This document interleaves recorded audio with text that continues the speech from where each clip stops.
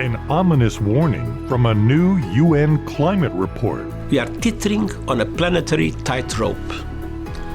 Either leaders bridge the emissions gap, or we plunge headlong into climate disaster. What it means for life on Earth. It means more intense storms, more intense rainfall and storms especially. So for every degree of warming, you increase the intensity of rainfall on average by something like 7%. Today is Thursday, October 24th, and this is The Issue from VOA. I'm Scott Walterman. And I'm Lori London. Current policies are taking us towards a catastrophic 3.1 degrees Celsius temperature rise by the end of the century. The United Nations has released a report that says if immediate action is not taken to reduce carbon emissions, the world will face catastrophic climate change. UN Secretary General Antonio Guterres says it has already started. Around the world, people are paying a terrible price. Record emissions mean record sea temperatures, supercharging monster hurricanes. Record heat is turning forests into tinder boxes and cities into saunas. Record rains are resulting in biblical floods. Johan Rockstrom is the director of the Potsdam Institute for Climate Impact Research. It is a dark moment. Governments in 2015 signed up to the Paris Agreement and a cap of 1.5 Celsius warming to prevent a cascade of dangerous impacts. But Rockstrom says we're not making things better. We're making them worse. We're not making progress. Actually, we are making things more and more high risk, potentially even unmanageable for humanity. Now, nations will gather next month at the annual United Nations Climate Summit. They call it COP29. It'll be held in Azerbaijan, where they will work to build on an agreement made last year to move away from fossil fuels. It requires, to begin with, that the global emission of greenhouse gases are reduced by 7.5% per year between now and 2030, so that we cut global emissions by half by 2030 compared to 2019. It's interesting, Scott, because it seems like every year these climate summits seem so motivating and so ready, and the sense of urgency is there. And yet, here we are, every year getting worse. Well, a couple of days ago, we interviewed a climate scientist, and she said, or she was habitat scientist, and she said, the politicians have to do the right thing and stand up to the thing and, logic thing. And my point was then and is now, yes, logically understood, but it's not logic, it's courage. Courage to stand up and do what they're being asked to do, because they have constituents that don't believe this is happening. Right. And there's the financial impact, but I think that it's like pay now or pay later, basically, as far as it looks to me, from what we're hearing, the cost of climate change and all what happens after these catastrophes. No, well, you can see it in the Carolinas from the last hurricane in the southeastern United States. The amount of money that's going to be spent in Florida and Georgia and North Carolina and Tennessee to repair the damage from the super hurricane is real money. Just here. And not just here, it's all over the world. And a lot of these places, they don't have even the kind of finances that the United States, which is one of the, or if not the biggest greenhouse gas emitter, they don't have the resources to rebuild. All right, well, let's dig deeper into this. Joining us on where we are and where we may be headed is Tapio Schneider, Professor of Environmental Science and Engineering at the California Institute of Technology. So thank you so much for being able to talk to us. Thank you for having me. So this new UN report is out, and instead of talking about numbers and goals, because it doesn't seem to have an impact in the general population, if the Earth goes 3 to degrees Celsius above pre-industrial times, what does the Earth, the weather, the climate look like to us? I mean, first of all, 3 degrees Celsius in the global mean is not 3 degrees Celsius everywhere. It will be considerably more over land and in general, much more over high latitudes, say in Canada and in Alaska, for example, in Northern Europe. 3 degrees warming will be probably about twice as much on average, could be 6 degrees in those regions. And it's somewhere 4 or 5 degrees or so over land warmer, depending on where exactly you are. And of course, an immediate effect is more intense heat waves. You're just shifting temperature up. So every heat wave will be more intense than it currently is by that mean shift, at least. And it means more intense storms, more intense rainfall and storms, especially. So for every degree warming, you increase the intensity of rainfall on average by something like 7%. So this would be like a 20% increase in the intensity of rainfall on average for 3 degrees warming, but more over land regions where the warming is stronger. So hurricanes like the ones we've just seen producing extreme rainfall, that will become much more frequent. It sounds to me like they're basically saying we are on this path and there is no more time. That these governments have promised things, to curb emissions, and they're not doing it, and it sounds like it's getting worse. What are we looking at as far as a timeline for this planet and habitability? Yeah, I mean, Earth will remain habitable, right? That's just to be clear. It's not that animals or humans will go extinct, but it has severe impacts on human populations, especially in places that are already stressed by climate conditions, especially in places that are low-lying near sea level. Sea level will obviously rise just by thermal expansion of the oceans alone to stay below even the 2-degree warming above pre-industrial times. And extremely drastic emissions to stay below 1.5 degrees. In fact, so drastic that I think there's no realistic way to stay below 1.5 degrees warming. It's important to keep in mind, though, that these temperature thresholds are somewhat arbitrary. It is not that if it exceeds 1.5 degree, this or that drastic thing happens, or after 2 degrees, the next drastic thing happens. We need to avoid every bit of warming we can avoid. And that still needs to be our goal. So say, even if we overshoot to 2 degrees, which may well happen, I would say is likely to happen, we should still make every effort we can to stay, say, below the 3 degrees, which is the current policy warming. I hope 3 degrees we will not reach. I don't know where in this range of temperatures climate will equilibrate. Of course, for climate to equilibrate, we need to reduce emissions to net zero. That's a huge lift, but that's achievable over timescales of the next few decades.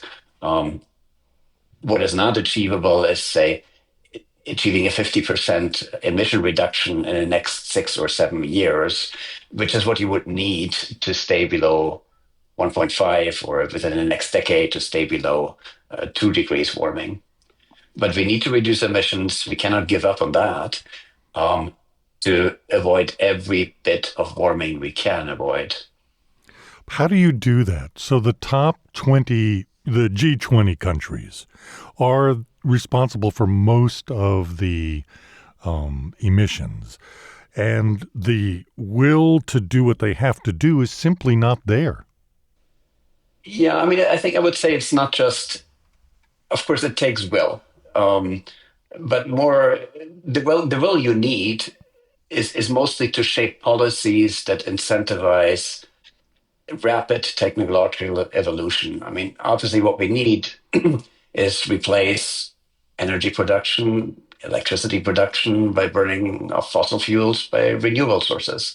We need to electrify everything, and we need to find ways of producing electricity cheaply and efficiently from renewables, photovoltaics, forms of solar power, wind power, perhaps nuclear power. I mean, technologically, we know what it takes and it can be done. It is just a massive reshaping of our energy infrastructure, which has evolved over essentially a century. And it's not so easy to completely change that overnight. It will just take time to build the grid infrastructure, the storage infrastructure, if a large fraction of the energy comes from, say, solar power that we only get during daylight, and the production infrastructure. A typical power plant lasts a few decades. You're unlikely to shift them all off overnight and replace them by something else. It will just take time. And where it takes will is the political will to incentivize that transition for it to happen as fast as we can make it happen. Right. And the big climate conference is coming up next month. Already the stated goals are not being met. And it sort of reminds me a bit, and it's probably a bad equation. I don't mean it in that way, but these agreements just sound kind of like elusive, like peace talks in the Middle East, because they sound motivated and they have great ambition, but there's nothing binding. Is there another way to make things move at the pace that they need to be going? Yeah, I think the analogy with the Middle East, I hope, falls a bit short, is that at least here we know what needs to be done. We know what technologies we need to develop further and deploy at scale. What the solution looks like, I think, is relatively clear. What do we need to accelerate getting there? I would say in the US, the Inflation Reduction Act is actually a good example. It is quite effective in incentivizing policy change to technological change, mostly by providing positive incentives for the changes that we want to see, as opposed to, say, penalizing emissions of CO2, which would be another approach that would be favored by many economists, but has turned out to be hard to implement, carbon taxes and the like. I think we need these kinds of policies and more of those, and worldwide, at least in the G20. Talk about what when you mention the Inflation Reduction Act and the things that they've done to incentivize the production of clean energy. Give us some specific examples. Yeah, I mean, there's a broad basket of examples. For example, incentivizing electrification of households, improved energy efficiency of buildings. That's a large and in some ways no regrets area where you end up with more comfortable buildings if you insulate them better and you save a lot of energy. And there are many such things that we know we can do. And it just requires some incentives to get over the hump to get them done. What about the world's food systems, agriculture? What role does that play, and why don't we hear more of that? Yeah, but the agriculture sector does contribute to greenhouse gas emissions. For example, the efficiency of the agricultural sector has increased tremendously in the last 50 years, the Green Revolution, primarily because of the wide deployment of nitrogen fertilizers. Nitrogen fertilizers, however, are produced from natural gas as the feedstock through the Haber-Bosch method. So it leads to greenhouse gas emissions all in itself. And that's, I think, one good example where a large fraction of the world's population, the well-being of the world's population depends very strongly on, for example, nitrogen fertilizers, where right now we have no good replacement for the production of them that does not result in greenhouse gas emissions. And what it takes there to make progress is advances in chemical engineering that allow us to produce nitrogen fertilizers, for example, without emitting greenhouse gases. And there's a lot of research underway. At the same time, this is a very large industry. And again, you don't change industries overnight. There's a few easy things, I think, in food systems, or relatively easy things that one could do. I mean, for example, in the US, I'm not quite sure about the exact fraction, but it might be close to 30% or so of food just ends up going to waste. It's simply food waste. Actually, reduction of food waste is something that one could achieve with relatively few regrets and would have an immediate beneficial impact. So would you say you're optimistic about the climate future? I'm optimistic that we'll find a way to a stable climate, meaning that temperatures will stop increasing. I don't quite know at which level temperatures will equilibrate. I do hope it will be less than 3 degrees. But where exactly we land, well, it depends, A, on all these problems we have talked about, technological changes and so forth. There's actually a wild card in there as well, which is that as we reduce emissions from greenhouse gases that cause global warming, an ancillary benefit of doing that is that we get cleaner air. And that's something we should all, of course, hope for. Air pollution right now kills around, or it leads to premature death of about 8 million people a year. So cleaner air is an unambiguously good thing. But right now, the air pollution we are living with has a side effect of also cooling climate, meaning it masks some global warming by altering clouds, by reflecting sunlight directly. We don't quite know how large that cooling effect is. So there's a wild card in how much warming we get is that as we reduce emissions, we'll get some extra warming from having cleaner air. And while cleaner air is desirable, the extra warming is not. And how large that extra warming is, we do not quite know. There's a large uncertainty in that number. And that can push us, I mean, certainly above the 1.5 degrees target, I would say, but it might give us a few tenths of a degree, several tenths of a degree extra warming. And how large that is, I think will play a crucial role in where we'll eventually equilibrate, at what temperature above pre-industrial times we'll eventually equilibrate.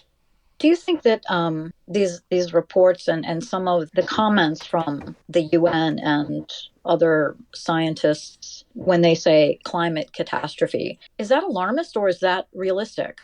I mean, if you're in North Carolina and your house gets destroyed by intense rainfall from a hurricane, I mean, that's obviously catastrophic. And climate change is already leading and will lead to more extreme events, each one of which will be catastrophic for some part of the world population.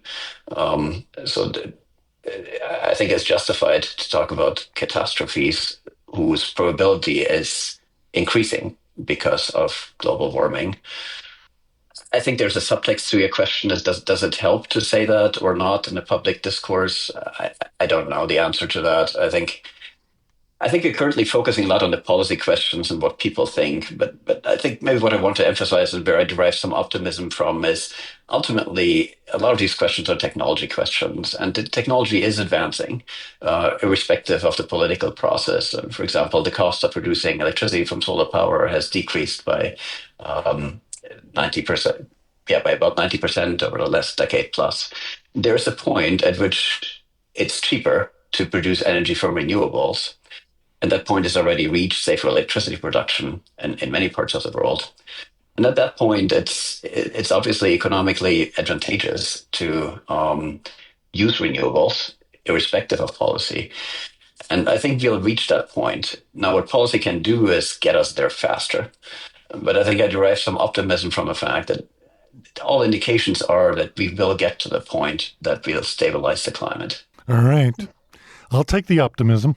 Thanks so much for the perspective. Yeah, thanks for having me. Tapio Schneider, professor of environmental science and engineering at the California Institute of Technology. You know, Lori, I got to be honest. That was much less gloom and doom than I anticipated. Absolutely. I mean, all of the world leaders and the international climate scientists are sounding such alarm. And I mean, we can see it with species disappearing and these storms getting worse and worse, but it's nice to hear that perspective, at least that there's some hope. So yeah, I agree. It was actually nice to hear that optimism and feel a little bit of hope here. It actually kind of makes sense what he's saying. Money talks, you know what walks. And when you make it an economic incentive and you turn that corner where the good energy is cheaper than the bad energy, everybody will start moving to the good energy. It makes sense. I mean, exactly. And like the numbers are there when you start adding up the cost of these disasters to rebuild and to clean up and people being relocated. And it's just completely makes sense. You've been listening to The Issue on the Voice of America. On behalf of all of us here at VOA, thanks so much for joining us. Follow us on X and Facebook at VOA The Issue. And you can get news 24 hours a day, 7 days a week on our website, voanews.com. In Washington, I'm Lori London. And I'm Scott Walterman. We'll see you tomorrow.